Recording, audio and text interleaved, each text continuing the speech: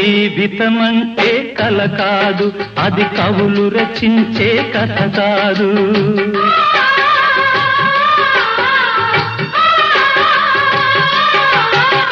జీవితమంటే కల కాదు, అది కవులు రచించే కథ కాదు. కనుమరుగైనది సిరి కాదు, అది మనదని తలచుట సరికాదు. కుడి ఎడమైతే పొరపాటు లేదను నానుడి సత్యం కాదు, ఇది అందరికి అర్థం కాదు. ఓ